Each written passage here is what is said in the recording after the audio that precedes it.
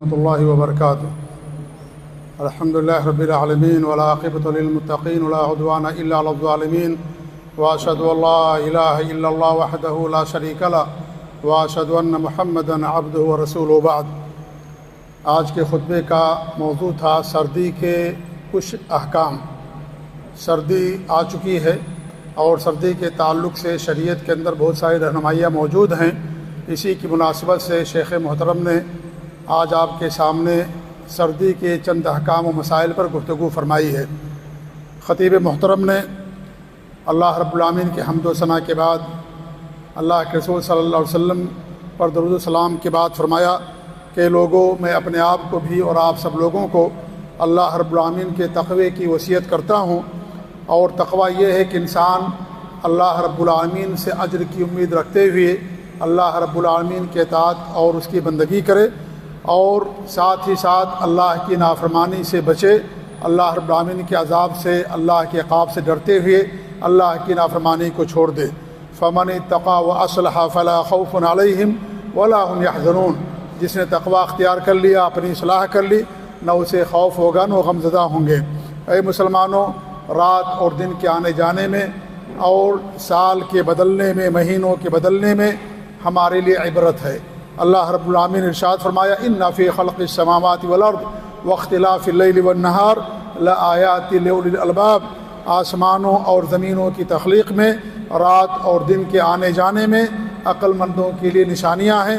وہ عقل مند جو اللہ رب العالمین کا ذکر کرتے ہیں قیام کی حالت میں بھی اور بیٹھنے کی حالت میں بھی، اور اپنے پہلو کے بل بھی اللہ کا ذکر کرتے ہیں، اور آسمان اور زمینوں کی تخلیق میں غور و فکر سے کام لیتے ہیں، اور کہتے ہیں کہ اللہ رب العالمین تو نے اس کو باطل پیدا نہیں کیا، بیکار پیدا نہیں کیا ہے، اللہ تعالیٰ تیری ذات پاک ہے، فقنا عذاب النار، لہذا اللہ رب العالمین تو ہمیں جہنم کے عذاب سے بچا لے۔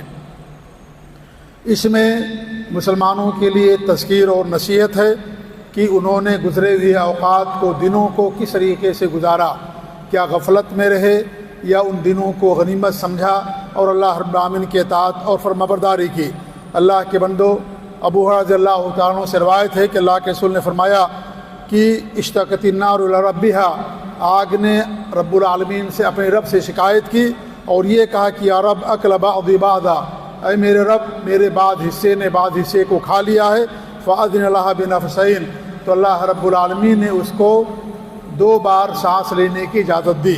نفس فی الشتاء، ایک سانس وہ لیتی ہے سردی میں اور ایک سانس لیتی ہے گرمی میں، اور جب وہ سانس لیتی ہے گرمی میں تو اس وقت سب سے زیادہ گرمی پڑتی ہے، اور جب وہ سردی میں سانس لیتی ہے تو سب سے زیادہ اس وقت سردی پڑتی ہے۔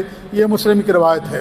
پھر انہوں نے فرمایا کہ سردی کے کچھ احکام ہیں، کچھ اس کے آداب اور سنتیں ہیں جن کا خیال رکھنا ایک مسلمان کے لیے ضروری ہے تاکہ مسلمان مکمل اجر کا مستحق ہو اور اپنے نبی صلی اللہ علیہ وسلم کی سنتوں کی اقتداء کرے، کیونکہ اللہ رب العالمین دین کو مکمل کر دیا ہے، نعمتیں پوری کر دی ہیں، اور دین اسلام سے اللہ رب العالمین راضی ہو چکا ہے۔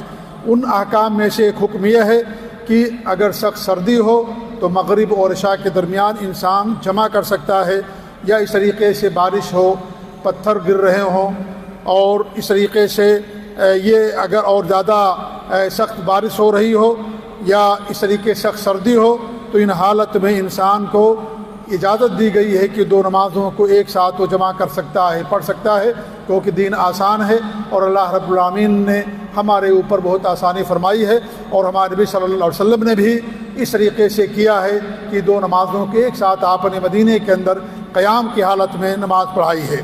ایسے ہی سردی کے احکام میں سے ایک حکم یہ بھی ہے کہ ایک بندے مسلم کو چاہیے کہ وہ اچھی طریقے سے وضو کرے، اور وضو کرنے میں تساہل اور سستی سے کام نہ لے، کیونکہ دیکھا یہ گیا ہے کہ جب سردی آتی ہے تو لوگ موٹے اور گرم کپڑے پہنتے ہیں، اور اس کی وجہ سے وہ جلدی جلدی وضو کر لیتے ہیں۔ پانی کو اعضائے وضو اور جگہوں جن جگہوں کو دھلنا انسان کے لیے وضو میں ضروری ہے، ان جگہوں تک اپنے پانی کو نہیں پہنچا پاتے ہیں، لہذا اس کا انسان کو خیال رکھنا چاہیے کہ پانی کو پہنچانا انسان کے لیے ضروری ہے تاکہ اس کا وضو مکمل ہو، اور اگر پانی نہیں پہنچے گا تو انسان کی نماز بھی نہیں ہوگی، جابر رضی اللہ تعالیٰ عنہ سے روایت ہے کہ اللہ کے رسول صلی اللہ علیہ وسلم نے کچھ لوگوں کو دیکھا کہ وضو کر رہے تھے یا وضو کر چکے تھے لیکن ان کی ایڑیوں کو پانی نہیں پہنچا تھا، تو آپ نے کہا ویل للعقاب من النار، ان ایڑیوں کے لیے ویل ہے جن ایڑیوں کو پانی نہیں پہنچتا ہے۔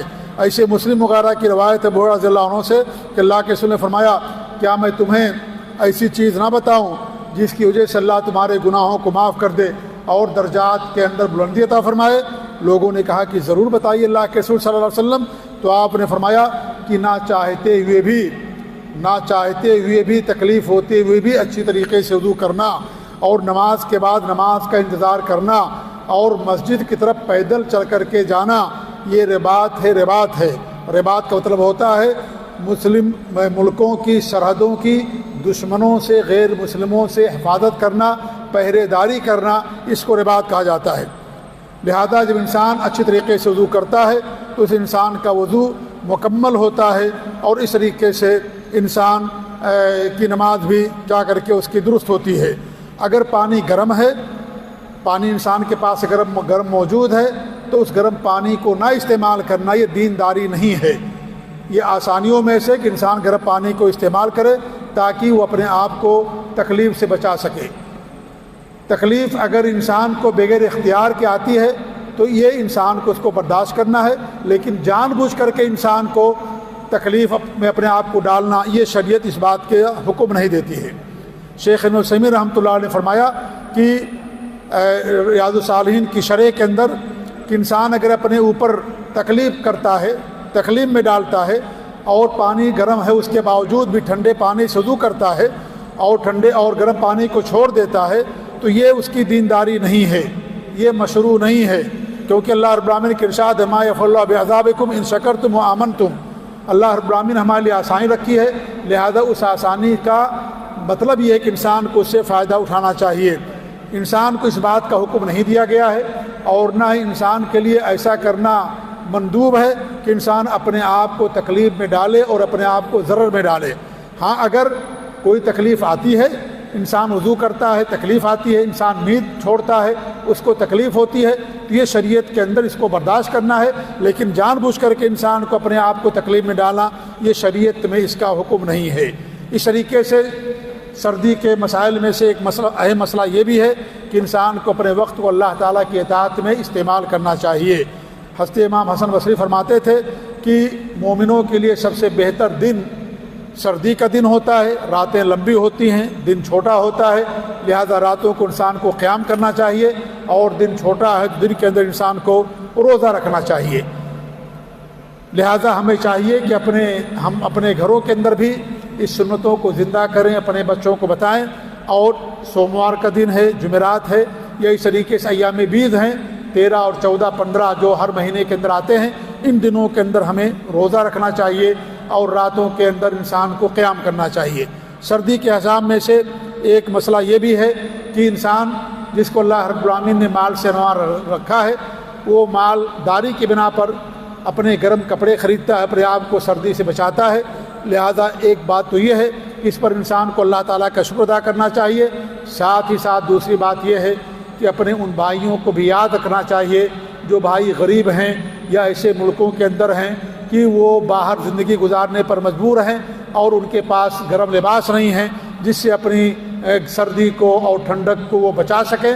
ایسے موقع پر ہمیں چاہیے، یا جن کو اللہ نے توفیق دی ہے، جن کے پاس مال ہے، کہ ایسے لوگوں کی مدد کرنا چاہیے، اور جو کچھ ہو سکے ان کا تعاون کرنا چاہیے۔ اور یہ بہت بڑی نعمت ہے امن و امان کی جو اللہ رب العالمین کسی کو عطا کرتا ہے، اس پر جتنا بھی اللہ تعالیٰ کا شکر ادا کرے یہ اس کے لیے بہت کم ہے۔ اللہ کے رسول کی حدیث ہے کہ اگر کوئی آدمی اپنے گھر میں امن و امان کی حالت میں ہے اور وہ صحت مند ہے اور اس کے پاس صرف ایک دن کی روزی موجود ہے، صرف ایک دن کا کھانا اس کے پاس موجود ہے، گویا کہ اس کے لیے دنیا کی تمام چیزیں اس کے لیے مہیا کر دی گئی ہیں، امن و امان میں ہے، اس کی جان محفوظ ہے، اس کی عزت محفوظ ہے، گھر محفوظ ہے، گھر کے اندر رہتا ہے اور صحت مند ہے، ایک دن کی صرف روزی اس کے پاس موجود ہے، تو دنیا کی ساری نعمتیں اس کے قدموں کے اندر ہیں۔ لہذا یہ جو گرمی کے کپڑے ہمارے پاس ہیں یا گرمی حاصل کرنے کی جو آلات ہیں اور اس طریقے سے اور چیزیں جو ہمارے گھروں کے اندر موجود ہیں، ہمیں اس میں اللہ کا شکر ادا کرنا چاہیے، اور ساتھ ہی ساتھ اپنے ان بھائیوں کے لیے بھی مدد کرنی چاہیے جو بھائی گرمی سردی کے اندر ٹھٹر رہے ہیں اور کھلے آسمان کے نیچے زندگی گزارنے پر مجبور ہیں، ان کے پاس گرم کپڑے بھی نہیں ہیں، نہ پانی گرم کرنے کے لیے ان کے پاس آلات اور مشینیں موجود ہیں۔ لہٰذا ہمیں ایسے لوگوں کا خیال رکھنا چاہیے اور ایسے لوگوں کی مدد کرنا چاہیے۔ اللہ تعالیٰ کے ارشاد لن تنالوا البر حتیٰ تنفقوا مما تحبون، جسے تم پسند کرتے ہو جب اسے اللہ کی راہ میں خرچ کرو گے تب تمہیں نیکی ملے گی۔ اور ایک مومن دینے والا ہوتا ہے، اور دینے والا ہاتھ ہمیشہ اوپر ہوتا ہے، اور اوپر والا ہاتھ نیچے والے ہاتھ سے ہمیشہ بہتر ہوتا ہے۔ ہمارے نبی کے پاس ایک آدمی تشریف لائے اور انہوں نے کہا کہ اللہ کے رسول صلی اللہ علیہ وسلم، لوگوں میں کون بہتر ہے اور عمل میں کون سا عمل بہتر ہے؟ تو آپ نے کہا کہ لوگوں میں بہتر انسان وہ ہے جو زیادہ لوگوں کو نفع پہنچانے والا ہے، اور اعمال میں وہ اعمال اللہ کو زیادہ محبوب ہیں جو انسان اپنے کسی مسلمان بھائی کو خوشی دیتا ہے، اور یا اس کے کسی مصیبت کو دور کرتا ہے، یا اس کے قرض کو ادا کر دیتا ہے، یا بھوکا ہے تو اس کی بھوک کو مٹا دیتا ہے۔ یہ صحیح روایت ہے۔ لہذا اللہ رب العالمین کی قربت حاصل کرنے میں سب سے بہترین ذریعہ یہ ہے کہ ہم غریبوں کی مدد کریں، اور بیچارے اور جو بے یار و مددگار ہیں ہم ان کی مدد کریں، جیسا کہ اللہ کے رسول صلی اللہ علیہ وسلم نے اور اللہ رب العالمین نے ہمیں قرآن کے اندر اس بات کا حکم دیا ہے۔ اللہ کے رسول کی حدیث سے بلکہ ابن عباس رضی اللہ عنہ فرماتے ہیں کہ جو نیکی کرتا ہے وہ نیکی کرنے والا انسان کبھی برباد نہیں ہوتا، اللہ رب العالمین اس کی حفاظت کرتا ہے، اور اس کے لیے اللہ رب العالمین پریشانی کی جگہوں سے بھی نکلنے کا راستہ بتا دیتا ہے۔ یہ پہلے خطبے کے اندر انہوں نے باتیں بیان فرمائی، اور دوسرے خطبے کے اندر انہوں نے بیان کیا کہ شتا کے احکام میں سے گرچہ یہ نہیں ہے، لیکن چونکہ گرمی سردی میں عام طور پر لوگ موزے پہنتے ہیں، لہذا موزوں کے تعلق سے بھی ہمیں جاننا ضروری ہے کہ کن موزوں پر مسح کرنا جائز ہے، اور کس مدت تک کر سکتے ہیں، اس کے شروط کیا ہیں، ان کا بھی جاننا ہمارے لیے ضروری ہے۔ اگرچہ موزوں پر مسح کرنے کا تعلق سردی سے نہیں ہے، جب بھی انسان موزے پہنے گا، چاہے وہ کپڑے کے موزے ہوں چاہے وہ چمڑے کے موزے ہوں، ہر موزے کے اندر مسح کرنا یہ اللہ کے رسول صلی اللہ علیہ وسلم کی سنت سے یہ چیز ثابت ہے۔ انہوں نے بیان کیا کہ موزوں پر مسح کرنے کی 4 شرطیں ہیں۔ پہلی شرط یہ کہ موزہ آپ کا پاک ہونا چاہیے۔ اگر موزہ آپ کا گندا ہے، ناپاک ہے، تو اس پر آپ مسح نہیں کر سکتے۔ جیسے اگر آپ کا کپڑا گندا ہے، اس میں آپ نماز پڑھیں گے، آپ کی نماز نہیں ہوگی، ایسے ہی موزے بھی انسان کے پاک ہونے چاہیے۔ دوسری شرط یہ ہے کہ موزہ آپ نے پاکی کی حالت میں وضو کرنے کے بعد آپ نے موزے کو پہنا ہو۔ تیسری شرط یہ ہے کہ موزے کی مدت ہے، اس مدت کے دوران آپ موزے پر مسح کر سکتے ہیں۔ اور چوتھی شرط یہ ہے کہ موزے پر مسح آپ کے لیے کب جائز ہوگا؟ چھوٹی ناپاکی میں۔ چھوٹی ناپاکی ان ناپاکیوں کو کہا جاتا ہے جس میں انسان کو وضو کرنا پڑتا ہے۔ بڑی ناپاکی وہ جس میں انسان کو غسل کرنا پڑتا ہے، جیسے انسان بیوی کے پاس چلا گیا، یا عورت کو حیض آ گیا، نفاس کا خون آتا ہے ولادت کے بعد، یا اس طریقے سے انسان کو نائٹ فال ہو گیا، اس کے نفس سے پانی نکل آیا، منی نکل گئی، تو اسی صورت میں انسان کو بڑی ناپاکی ہوتی ہے، اس میں انسان کو غسل کرنا پڑتا ہے۔ تو چھوٹی ناپاکی جس سے انسان کا وضو ٹوٹ جاتا ہے، آپ نے پیشاب کیا، پیخانہ کر لیا، ہوا خارج ہو گئی، یا اس طریقے سے انسان سو جاتا ہے، ان تمام صورتوں میں انسان کو کیا کرنا پڑتا ہے؟ وضو کرنا پڑتا ہے۔ اور جو مدت ہے شریعت کے اندر وہ مقیم کے لیے 1 دن 1 رات ہے، اور مسافر کے لیے 3 دن اور 3 رات ہے۔ اگر کوئی مقیم ہے اور سفر پر نکل گیا تو پھر سفر والی مدت اس کو حاصل ہوگی، 3 دن 3 رات وہ مسح کر سکتا ہے۔ یا مسافر تھا، آ گیا واپس گھر آ گیا، اب اس کو مسافر کی حکم حاصل نہیں ہوگا، اب اس کے لیے مقیم کا حکم ہوگا، یعنی 1 دن اور 1 رات ہی وہ مسح کر سکتا ہے۔ اس طریقے سے مسح کی شروعات جو ہوتی ہے یہ کب سے شروع ہوگی؟ اس کی مدت پہلی بار مسح کرنے سے۔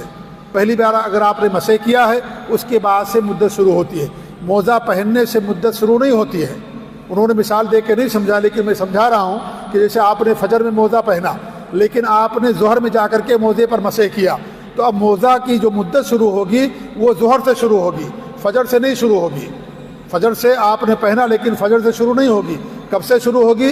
جب آپ پہلی بار موزے پر مسح کریں گے، وہاں سے موزے پر مسح کی مدت کی شروعات ہوتی ہے۔ اب وہاں سے لے کر کے اگر آپ مقیم ہیں تو 1 دن 1 رات یعنی اگلے ظہر تک مسح کر سکتے ہیں، اور اگر آپ مسافر تو 3 دن اور 3 رات تک آپ اس کے اوپر مسح کر سکتے ہیں۔ ایک مسئلہ انہوں نے یہ بھی بتایا کہ اگر آپ کی مدت ختم ہو گئی ہے لیکن آپ کا وضو باقی ہے تو ایسی صورت میں آپ اس میں نماز پڑھ سکتے ہیں.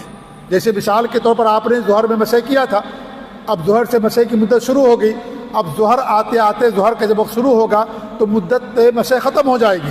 لیکن اگر آپ نے مدت ختم ہونے سے پہلے موضع پر مسح کر لیا تو آپ پاک، لہذا آپ ظہر کی نماز پڑھ سکتے ہیں. اگر آپ کا وضو نہیں ٹوٹا، عصر کا وقت ہو گیا، عصر کی نماز بھی آپ پڑھ سکتے ہیں. مغرب کا وقت ہو گیا، آپ کا وضو نہیں ٹوٹا، آپ نماز پڑھنا چاہتے اس کے اوپر نماز پڑھ سکتے ہیں، کیونکہ آپ کی طہارت اور آپ کی پاکی باقی ہے. لیکن اس پر مسح کرنا آپ کے لیے جائز نہیں ہوگا. اگر آپ مسح کرنا چاہیں گے تو آپ کو موزہ نکالنا پڑے گا، اور موزہ نکالنے کے بعد پھر آپ وضو کریں گے. پھر جب آپ موزہ پہنیں گے اور پہلی بار جب مسح کریں گے تب اس کے بعد سے آپ کی مدت کی شروعات ہوگی. یہ مسائل انہوں نے دوسرے خطبے کے اندر بیان کیے. اور پھر اس طریقے سے یہ بھی بیان کیا کہ اگر انسان نے موزہ ان شرطوں کے ساتھ پہن رکھا ہے، یہ بہت پیاری بات ہے اور بہت اہم بات بتائی انہوں نے، جس پر ہم سب کو توجہ دینا چاہیے. اور وہ بات انہوں نے یہ بتائی کہ اگر انسان نے موزہ پہن رکھا ہے شرطوں کے ساتھ، وضو کے بعد پہنا، تو یہ دینداری نہیں ہے کہ آپ موزے پر مسح نہ کریں، بلکہ دینداری ہے کہ آپ موزے پر مسح کریے، نبی کی سنت ہے. اللہ کے رسول کی حدیث سے مغیرہ بن شعبہ فرماتے ہیں کہ ہمارے نبی وضو کر رہے تھے، اور جب موزہ یہ پاؤں دھلنے کا وقت آیا تو مغیرہ بن شعبہ رضی اللہ عنہ جھکے کہ آپ کے موزے کو نکال دیں. تو ہمارے نبی نے کہا کہ نہیں، موزہ مت نکالو، میں نے پاکی کی حالت میں موزوں کو پہن رکھا ہے. پھر آپ نے اس کے اوپر مسح کیا. لہذا اگر انسان موزہ کو نکال دیتا ہے اور کہتا کہ بھائی ہم نکال دیں، کیا مسئلہ ہے، اور ہم جو ہے سردی ہم کو نہیں لگ رہی ہے، تو میرے بھائی یہ دینداری نہیں ہے. اللہ کے رسول کی حدیث ہے کہ اللہ رب العالمین نے جو رخصتیں دی ہیں ان رخصتوں پر عمل کرنا بھی اللہ تعالیٰ کو پسند ہے. اللہ نے رخصت دی ہے، آپ کو اس پر عمل کریں گے اللہ آپ کو اجر دے گا. جس طریقے سے اللہ چاہتا ہے کہ اللہ نے جو واجب کیا ہے ان پر انسان عمل کرتا تو اللہ پسند کرتا ہے، اسی طریقے سے اللہ نے اگر رخصت دی ہے، آپ کے لیے آسانی رکھی ہے، تو اس آسانی کا آپ کو خیال رکھنا چاہیے اور اس پر عمل کرنا چاہیے. ایک مسئلہ اور بتا دوں، اگرچہ شیخ نے نہیں بیان کیا ہے، میری طرف سے وہ یہ ہے کہ یہاں ہم نے دیکھا محسوس کیا دعویٰ سینٹر بھی اور مسجدوں کے اندر کہ بارش کی وجہ سے اگر دو نمازوں کو اکٹھا کر کے پڑھتے ہیں، ہمارے بہت سارے بھائی لوگ نکل جاتے ہیں، جماعت کے ساتھ نہیں پڑھتے. صحیح نہیں ہے، یہ جماعت کا امام کا ساتھ دینا چاہیے، جماعت کے ساتھ آپ کو ہونا چاہیے. یہ نبی نے رخصت دیا ہے، نبی نے عمل کیا باقاعدہ، لہٰذا اس پر عمل کریں. آپ یہ کہتے ہیں کہ ہم پڑھ لیں گے اور ہم کیوں پہلے پڑھ لیں، بھائی ہمارے نبی نے کیا ہے. یہ تقویٰ نہیں ہے، دینداری نہیں ہے. اگر دینداری اور تقویٰ کے خلاف ہوتا تو ہمارے نبی ایسا عمل نہیں کرتے. آپ نے باقاعدہ پڑھائی نماز لوگوں کو، ظہر عصر ایک ساتھ پڑھایا اور مغرب عشاء ایک ساتھ لوگوں کو پڑھایا. لوگوں نے پوچھا کیوں ایسا کیا، تو آپ نے فرمایا کہ عبداللہ بن عباس نے فرمایا کہ اپنی امت کو حرج میں ڈالنے سے بچانے کے لیے، کہ امت پر تنگی نہ ہو، امت حرج میں نہ پڑ جائے، اس لیے آپ نے ایسا کیا. نہ بارش تھی، نہ خوف تھا، اور نہ اس طریقے سے، اور نہ آپ سفر میں تھے، لیکن آپ نے اس طریقے سے نماز پڑھ کر کے لوگوں کو حرج اور تنگی سے بچانے کے لیے کیا. تو دینداری یہ نہیں ہے کہ موزہ آپ نے پہن رکھا ہے آپ موزہ نکال دیں، اس پر مسح نہیں کریں گے، یا اس طریقے سے جمع نمازیں دو اکٹھی کر کے ہم پڑھ رہے ہیں، آپ کہیں کہ بھئی ہم نہیں پڑھیں گے، ہم اس کے وقت میں پڑھیں گے. اگر یہ کبھی کبھار ہوتا، ہمیشہ نہیں ہوتا ہے، یہ کبھی کبھار ہوتا ہے. اگر کمپنی میں چھٹی ہو جائے تو بہت خوش ہوں گے، چلو ہم کو چھٹی ملے گی، ڈیوٹی نہیں کرنا پڑے گا. انسان نہیں کہتا کہ بھئی میں تو کمپنی جاؤں گا کام کرنے کے لیے. اللہ نے اگر رخصت دے دی ہے تو اس کا فائدہ انسان کو اٹھانا چاہیے. شریعت نے رخصت دی ہے، اس میں انسان کے اجر کی کمی نہیں ہوتی. ہمارے نبی نے کیا، صحابہ نے کیا، تابعین نے کیا، سب نے کیا. ہم سے زیادہ متقی پرہیزگار تھے. تو ان چیزوں کا ہم کو خیال رکھنا چاہیے. اللہ تعالیٰ سے دعا کہ اللہ رب العالمین ہمیں اپنے دین کا علم حاصل کرنے کی توفیق دے، اپنے نبی کی سنتوں پر قائم رکھے. آمین. و صلی اللہ علیہ محمد وعلی آلہ و صحبہ اجمعین. جزاکم اللہ خیر. والسلام علیکم ورحمۃ اللہ وبرکاتہ.